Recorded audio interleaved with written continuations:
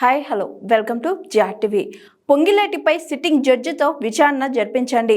మంత్రి పొంగిలేటి శ్రీనివాసరెడ్డి భూ కబ్జాలు, రాఘవ కన్స్ట్రక్షన్ పేరిట సాగుతున్న మైనింగ్ దోపిడీపై సిట్టింగ్ జడ్జితో విచారణ జరిపించాలని, వెంటనే మంత్రివర్గం నుంచి బర్తరఫ్ చేయాలని బీఆర్ఎస్ శాసనసభ పక్షం గవర్నర్కు విజ్ఞప్తి చేసింది. బీఆర్ఎస్ ఎమ్మెల్యేలు, ఎమ్మెల్సీలు హైదరాబాద్ లోక్సభలో గవర్నర్ శివ్ ప్రతాప్ శుక్లాతో భేటీ అయ్యారు. మంత్రి పొంగిలేటి శ్రీనివాసరెడ్డి మైనింగ్ అక్రమాలు, భూ కబ్జాలపై సాక్ష్యాధారాలను అందజేశారు.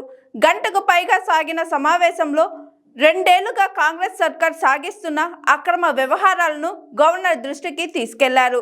ఇందిరమ్మ రాజ్యం అని చెప్పి అధికారంలోకి వచ్చిన కాంగ్రెస్ తెలంగాణలో అచ్చంగా ఆనాటి ఎమర్జెన్సీ రోజులు తీసుకువచ్చిందని ఆరోపించారు. ఈ సందర్భంగా గవర్నర్ స్పందిస్తూ, ఆనాటి ఇందిరమ్మ పాలన ఎమర్జెన్సీ రోజుల్లో 19 నెలలు జైలు శిక్ష అనుభవించానని గుర్తు చేసుకున్నారు. బీఆర్ఎస్ ఎమ్మెల్సీ నాయకులు స్పందిస్తూ, దురదృష్టవశాత్తు ప్రస్తుత కాంగ్రెస్ ప్రభుత్వంలో తెలంగాణ ప్రజలు ఎమర్జెన్సీ నాటి చీకటి రోజులు అనుభవిస్తున్నారని ఆవేదన వ్యక్తం చేశారు. పొంగిలేటికి చెందిన రాఘవ కన్స్ట్రక్షన్స్ అనే మైనింగ్ కంపెనీని నిబంధనలు ఉల్లంఘించి జంట జలాశయాల పరిధిలో నిషేధం ఉన్నప్పటికీ అక్రమంగా మైనింగ్ చేస్తుందని గవర్నర్కు ఫిర్యాదు చేశారు. Mineral dealer license, pollution board, పరిశ్రమల శాఖ పర్మిషన్లు, విద్యుత్ కనెక్షన్లు లేకుండా 2 ఏళ్లుగా వందల కోట్ల ప్రజాధనాన్ని కొల్లగొడుతుందని ఆధారాలతో కూడిన విజ్ఞాన పత్రాన్ని గవర్నర్కు అందజేశారు.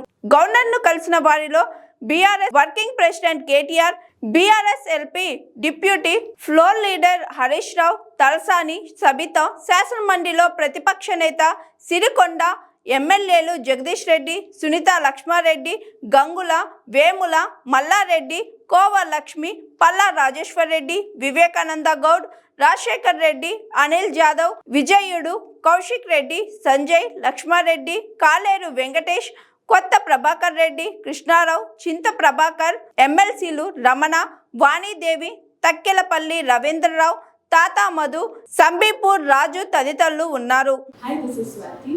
లైక్ చేయండి, షేర్ చేయండి, కమెంట్ చేయండి అండ్ సబ్స్క్రైబ్ చేయండి జిఆర్టీవీ.